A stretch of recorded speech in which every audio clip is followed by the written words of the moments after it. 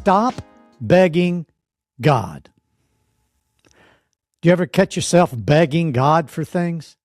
Oh, God, please, will you do this, please? Can you do this, please? Have you ever caught yourself begging God for things? Well, this podcast will likely be one of the most, if not the number one most controversial podcast we've recorded in the last 4 years. So be it. It's time to be even more bold than what we have even over the last 4 years.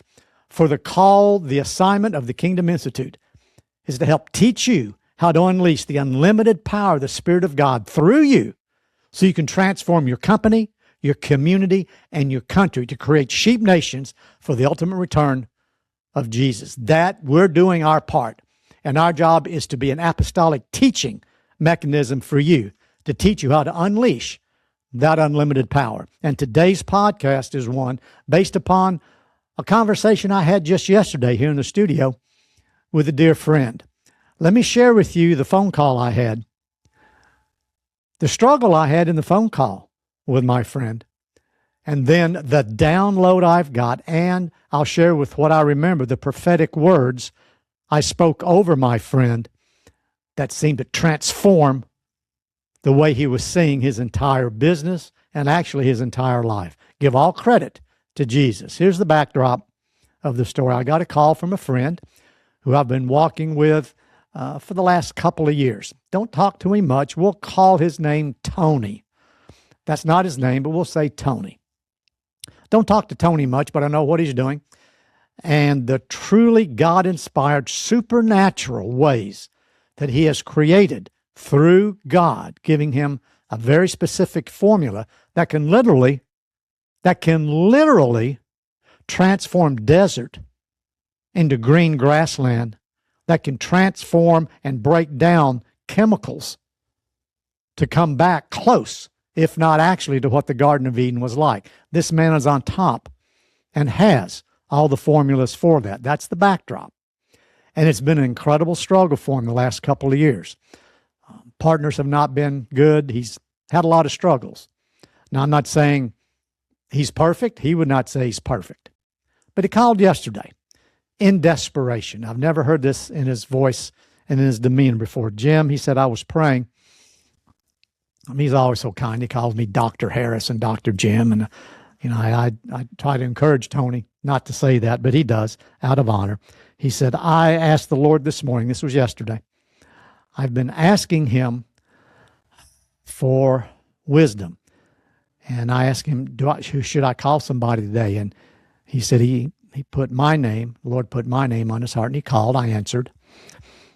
Actually, I was busy recording some things, and I called him back after recording.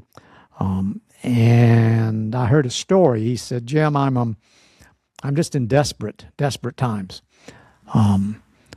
Financiers that have promised to come along with this project. He's had these formulas that are legitimate, that are true, that are patented, that work supernaturally in farmlands.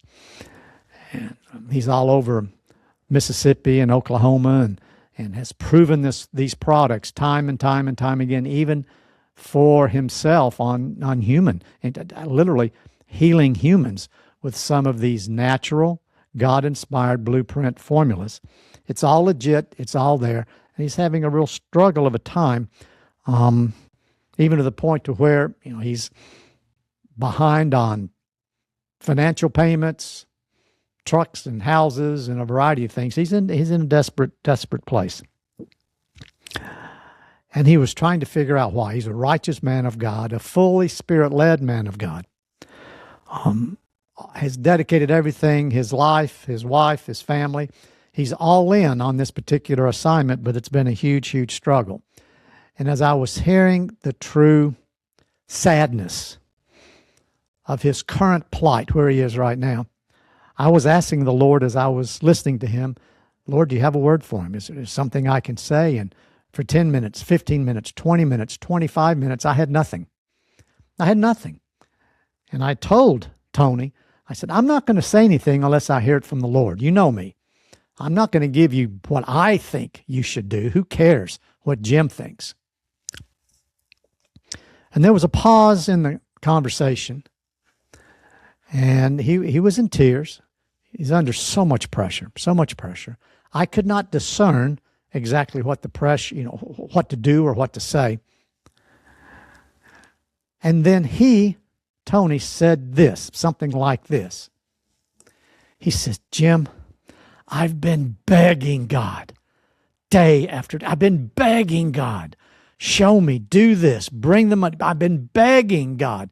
And then, boom, as the Lord most often speaks to me in a sudden, if I call it like a lightning bolt, if you will, a jolt from the third heaven, I got a word and I asked a question. I said, Tony, you said you've been begging God? He says, yeah, I'm begging him. I'm begging him. I'm begging him to do something. And that lit in me a prophetic fire that for the next 10 minutes or so on the call, I was simply prophesying to him with scriptures, with specific pieces of the word coming together to help exhort and edify, to help teach him a new perspective on the power he already has living inside him, and he's going about it the wrong way. So let me share. I've made some notes on some of the things I shared to him after hearing his truly heart-wrenching story of where he is today, literally as of yesterday. And I said, Tony, stop begging God. He said, what? I said, stop begging God. What do you mean? In no particular order, I just jotted these down before starting this podcast recording. I wrote down what I remembered the Lord said to me to share with him. So I want you to hear this, because what I'm about to share could change the way you pray about your business and even yourself forever. What I'm about to share transformed the way my friend Tony looks and acts and speaks to the Lord about his issues. He said, I've never heard this before. It transforming my life. I said, good. That's why the Lord had you call me. This is not for me. This was from the Lord. I'm not taking credit for this. But here's in essence what I said. I said, Tony, stop begging God. I said, Tony, you are not a beggar. You are a son, a righteous heir of the throne of God, of Adonai and Yeshua himself. Romans 8:14-16. I said, you are also a king and a priest. Revelation 5, when Yeshua came out of the grave and came up and grabbed that scroll, a new song was sung. Not the song of the previous thousands of years. A new song was sung, and the angels were decreeing, now we can rule as kings and priests back on the earth. I said, Tony, you're a king and a priest with a very specific assignment. You are not a beggar. You are an heir. You walk as a king and you walk as a priest. Kings have 100% dominion, kingdom, a king over a dominion. For your assignment, not anything outside your lane, but for your assignment, you have 100% authority in the assignment that you have given back to God and that you are pursuing for his glory. I said, and when a king decrees, it becomes law. When you decree over your assignment by the power of Holy Spirit living inside you, at the unction of Yeshua, when you as a king, because Jesus, Yeshua, is the King of kings, when you as his king, his representative on earth, when you decree what the king says to decree, it is law. It is done. And every demonic entity, everything in this first heaven must bow to a king when he decrees from the third heaven. I said, you are an ambassador. You are not a beggar. Not only are you a king and a priest, and you're a rightful heir, you are also an ambassador. You're an ambassador in a foreign land. Tony, you are his ambassador. And when a king appoints you as an ambassador in this first heaven, that you do what he tells you to do, you say what he tells you to say, that ambassadors never have to worry about provision. Ambassadors never have to worry about protection. Ambassadors never have to worry about where they live and whether the bills are paid, because they are an ambassador to the king. I said, step up into your ambassadorship of the King of Kings and the Lord of Lords. Your specific assignment has been given to you by Yeshua. So step up and be the ambassador and speak and decree over this foreign land, if you will, this first heaven, in your assignment, what the king says. For those decrees will be true and they will be valid. I said, Yeshua himself said in Matthew 16, 18 and 16, 19, 16, 18 to 19, that all authority, that the gates of hell will not bust through my ecclesia.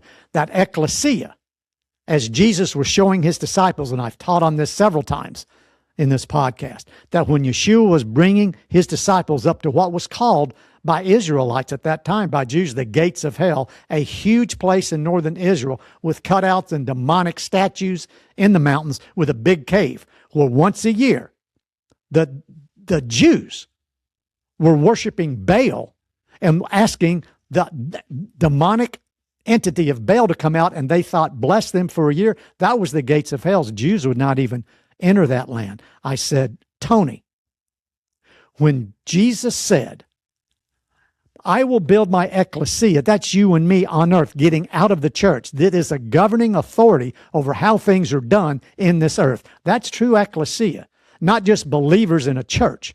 It's you and me in the land, in our assignment, and the gates of hell, what the gates of hell are trying to keep you from, will not prevail. That you've been given the keys to the kingdom, and you can bind, Matthew 16, 18. You can bind in 19, whatever Jesus tells you to bind. You can loose whatever Jesus tells you to loose. He's given you that power and that authority. And in fact, in Matthew 28, Jesus said, I reminded Tony, Jesus said, all authority has been given to me. So you now go disciple nations. And I said, let me put it another way, Tony. We know all of this. Many of these verses are very familiar with us, but let's think about it another way. In Psalm 110:1, as well as repeated in Hebrews 1:13 and Luke 20:43, Adonai says to his son Yeshua, sit at my right hand until I make your enemies your footstool. God told Jesus, you've done your work. Sit here until I make your enemies your footstool. Who's supposed to make the enemies Jesus' footstool? Who's supposed to do that? You and me. We've been given the power. We've been given the authority. We have the opportunity to unleash all the power of heaven onto this earth. We are the ones to make the enemies the footstool of Yeshua. So let me exhort you, Tony, and I'm exhorting you as I say this. Stop begging God to do things He's already given you the power to do. Stop begging Jesus to do what He's already died for and by His blood given us the access to the power to do for His glory. Stop asking your boss, your leader, your king to do for you what He's told you to do and given you everything you need to do it. Yes, dramatic pause. Are you asking Yeshua, are you asking Adonai to do things for you that they've already given you the power over, the keys to the kingdom, rightful heir, that you are a son, that you're an ambassador, that you have all authority and power to cast out demons, to raise the dead? Are you walking like that? Are you doing what the Lord has given you the power and the authority to do in your specific assignment? So as a marketplace man or woman, let me ask you this. If you hired me in your company, first I would question your sanity. Okay, let's lighten up a little bit. But if I was your employee and you gave to me the keys, all the authority, everything I needed to do a job, let's say it is to sweep out your warehouse. Something simple. Sweep out the factory, sweep out the warehouse. And you've given me the keys to come back in at midnight and clean the facility. And then you get a call from me at 2 o'clock. And I say, boss, can you come? Please, would you please come in and sweep this out? Boss, please come in and sweep this. This is so hard. Will you come in and sweep out this warehouse for me? Please get out of bed and come down to the factory. And how long would you keep me employed?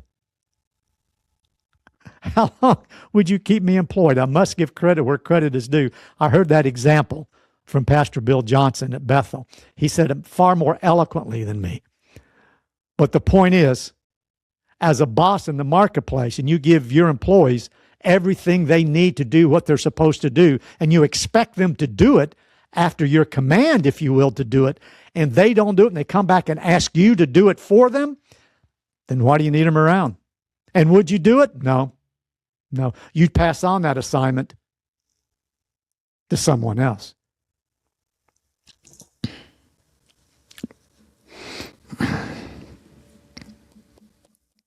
The definition for begging, I just simply looked it up in a dictionary, is to ask as if for charity, to plead in order to persuade. Now, there's some stories in the Word about the woman coming to the unrighteous judge, and pleading and begging, and finally, just stop, will you? And Jesus said, how much quicker when you come to the Father with something will He give it to you? That's not what I'm talking about here. What I'm exhorting you to do is to step back and ask yourself, am I begging Jesus to come down off of His throne and come in here and do what He's already given me the authority and the power to do? If you are, may I suggest you're mistaken and you're not pleasing Yeshua. He said, I've given you the power. I've given you the keys. I've taken back all the authority. I've taken back everything Satan stole when Adam bit the fruit, took that bite. I've given it back to you. Go, disciple nations, and you will do even greater things than me. So today, this is a challenge. I hope it's a little bit of cold water righteously on your face. I hope this wakes you up a little bit. I hope it helps reshift the way that you even approach the throne. You're already seated in heavenly places with Yeshua. Yeshua sits to the right of the Father, and if you will, we sit to the right of Yeshua. So we're already seated spiritually in heavenly places. We can turn to our left prophetically and say, Yeshua, what do you have me do? You're right there. You're this close to Him spiritually. In fact, pat your belly. You're this close. He's already living inside you. So my exhortation for you is this. Stop begging God. Learn more about, take up the power that you have living within you and unleash it righteously, justly, as Jesus commands you to do, gives us the access to do. Unleash His power so that you can transform your current situation, your company, your community, and your country, literally, for the glory of God. So, friends, stop begging God. And I hope you come back for next week's Kingdom Institute podcast. So for all of this, I'm sure some of you will be reaching out to me at hello@tki.global, hello@tki.global. So reach back out to us at hello@tki.global, and I'd love to hear your feedback on what I've shared with you today. Thanks for being with us. Thank you for watching the Kingdom Institute podcast. Please follow, like, and share this podcast with all of your friends across all of your social media channels. Thank you.